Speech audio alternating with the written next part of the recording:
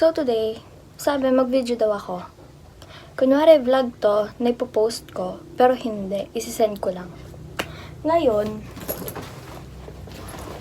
di ba, magpapasukan na. Anong gagawin? Mag-aaral. Ano dapat gawin?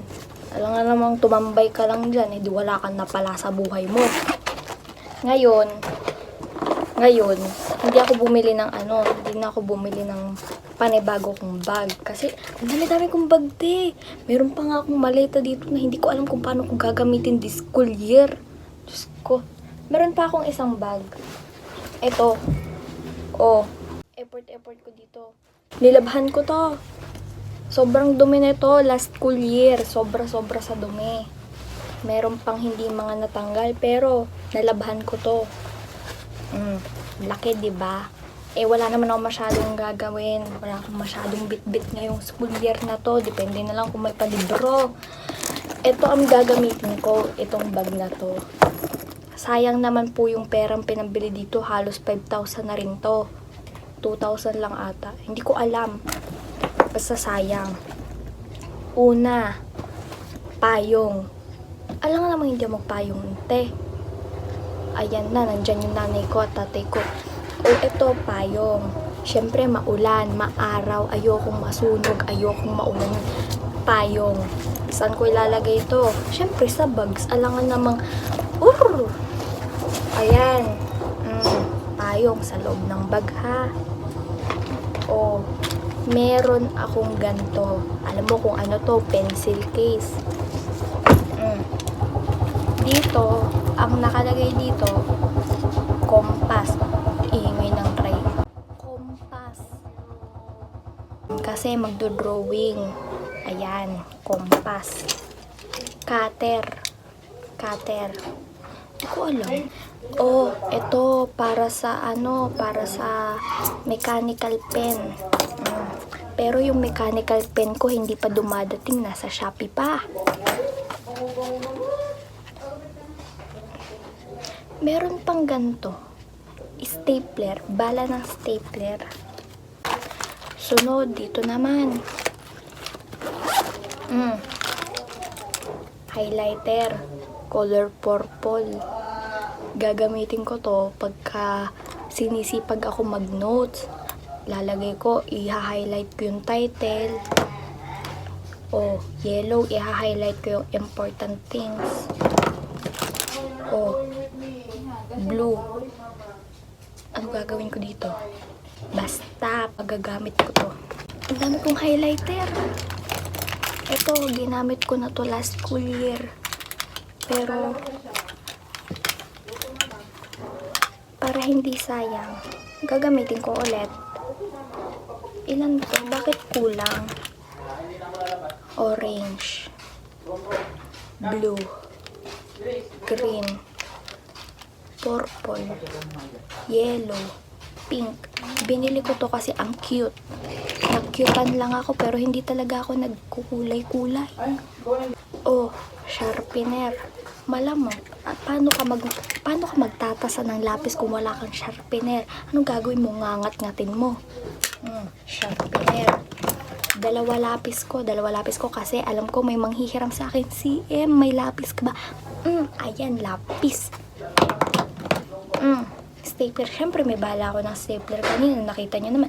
Di kailangan ko ng stapler. Anong gagawin ko doon? Ngangat-ngatin ko para Ito. Eraser. Syempre, paano mo pupurahin yung mga nagawa mong pagkakamali kung wala kang eraser? Ba? Correction tape. Correction tape na mauubos nila. Hindi ko. May correction tape ka ba? Tapos, maya-maya, pag ako na yung gagamit, ubos na. Sira na. Pag nabagsak to, masisira. Ito yung last school year ko pa na mechanical pen. Galing pa to kay mama ko nung college siya. Yan na. Pero bumili ako ng bago. Yung mas maganda. Ang cute ng kulay nila. Partner, pero hindi naman sila magkakaano-ano. Tapos na. Oh, bakit madumi? Kasi hindi ko nilabahan. Masyado akong tamad para maglaban ng ganito. Oh, syempre, saan ko ba ilalagay ito? Eh, di sa bag malamang. Alangan namang dalin ko, alangan bit-bitin ko sa kamay ko. Santo. Walang santo dito. Ayan. Kasama nung umbrella. Meron pa akong pencil case dito. Nagtataka ka bakit walang ballpen dun sa isang pencil case. Nandito, ante, nandito. Kasi, pag nagta itong ballpen na to, kakalat dun, tela yun. Tapos, ako yung mahihirapan kasi madudumihan na naman. Sobrang dumi na nga, mas madudumihan pa. Eh, di ito na lang. Oh, ayan, oh. Oh, meron ako dito. Ang dami-dami kong binili, ha. Binili ko to para sa akin. Wag kayong heheram sa akin. Hindi ko kayo papahiramin. Bakit? Kasi last time na nang pahiram ako, inako niya na te. Alam mo yung yung rainbow color na ballpen, yung madami, nandun sa bag ng kaklase ko. Ang dadaling ko, isang red, 2 black. Itong 2 black na to, sa akin lang to. Sana maintindihan nyo. Akin lang, hindi ako nagpapahiram. Kung magpapahiram man ako, itong ballpen na to. Okay? Bumili ako ng madami para sa akin. Kasi alam ko, mauubos ko to. Or mawawala ko to. Pero sa akin to. Hindi ako magpapahiram. Kung hihiram kayo, ito ang ibibigay ko sa inyo. Ballpen. HBV. Oh. Ay, tama ba? HBW ba? Ano ba to? Basta ballpen. Oh, meron pa akong ballpen dito. 2. Ito, may ganto. Bakit may ganto? Para lagayan to ng notes, te. Notes yan. Oh. Pag may gusto kang isulat, eh di isulat mo. 2. Bakit 2?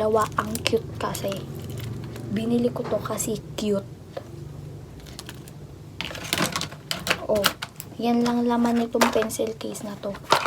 Para pag may nagtaiisa dito, pwede kong punasan na lang or hugasan. Kasi, pagka dito sa may tela na to, anong gagawin ko?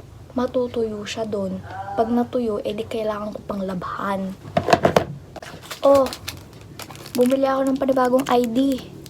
ID cover. Yung dati kong ID, ito. Oh, alam ko gagawan na ako ng panibagong ID kasi tignan mo nangyari sa ID ko, nabasa.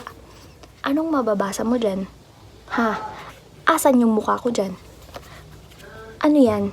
Multo, walang mukha. Pero may buhok. Oh, nasan si DepEd? Nawala, diba? Yung pangalan ko, nawala. Ano to? LRN ko din, nawala. Ay, mali, ito pala. Mukha ko, burado. DepEd, nawala. Ay, ayun, may DepEd pa. Christine Marie Piher Pasio. Yung LRN ko. Gamit ko pa naman, pero okay lang. Bumili ako ng panabago. Para dun sa bago kong ID. Alam nga naman, pagkasyahin ko silang 2 dito. Oh, tinatanong nyo kung bakit napunit. Bakit nagwala eh? Kasi, nabasa nga. Oh, ayan, kumpleto pa yung details ko. May bago ako, may bago. Ayan, oh. Sinukat ko pa talaga yan para sure na nasaktong-sakto. Baka mamaya mali yung nabili ko. Eh di, anong gagawin ko dito sa ID na to? Oh, next. Triangle. Bakit ako bumili ng triangle? Eh, meron pa naman akong triangle last school year. Hindi ko nga alam kung nasaan. Nawawala.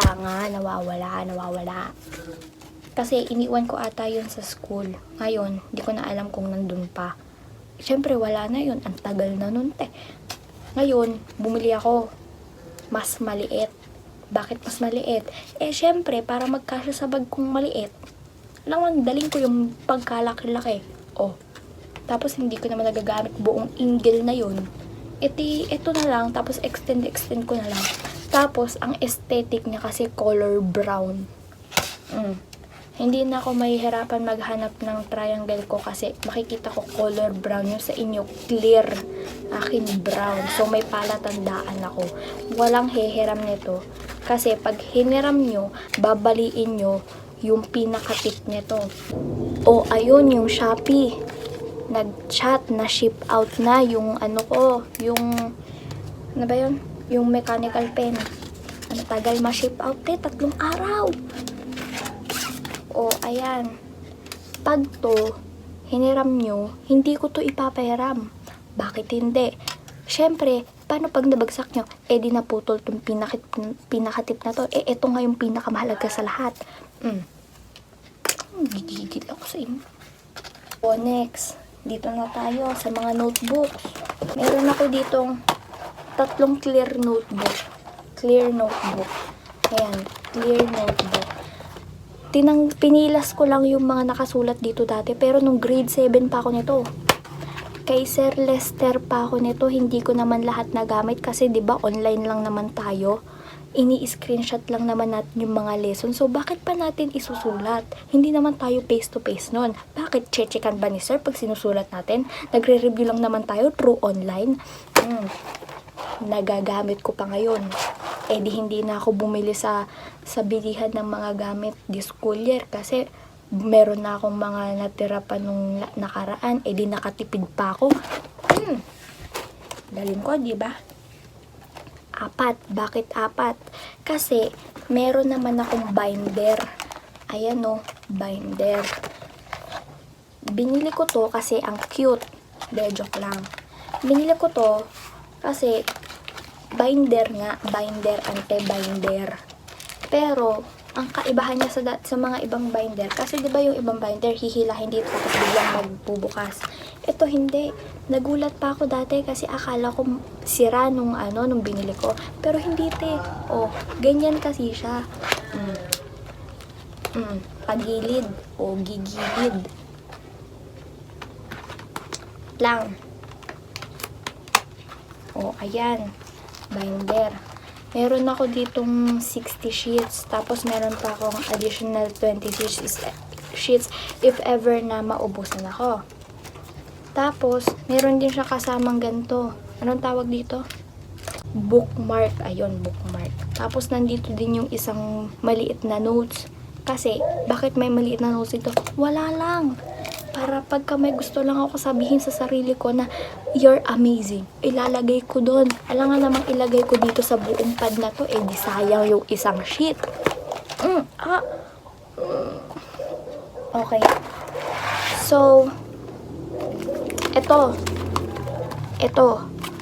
nung grade 8 ko to hindi ko siya nagamit. Alam mo kung bakit hindi ko nagamit yung mga notebook ko nung grade 8? Kasi bigay po si Juan Bataan ng mga notebook. Kaya yung mga 1 bataan po na notebook ang ginamit ko kasi mayroon po kaming color coding sa mga subject. Ngayon ko siya magagamit grade 9. Hindi ko alam kung may color coding na naman kami sa grade 9. Pero kung meron man, magagawa na lang ako ng sticker at ididikit ko dito. Alam nga namang bumili pa ako, alam nga namang gumamit na naman ako ng 1 bataan. Ayoko. Simula nung elementary ako hanggang high school, 1 bataan ang gagamitin ko. Ayoko. Ano pa? Ito.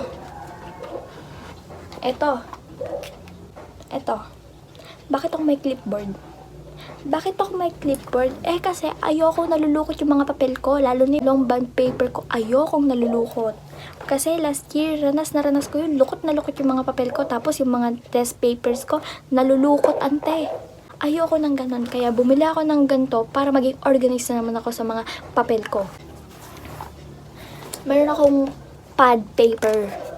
May sulat na. Kasi, nagtingin ako ng mga pwede kong gawing mga fonts this school year. Kasi, ayoko naman yung mga sulat ko na guray-guray te. Ano yun? Kinalahid ng manok?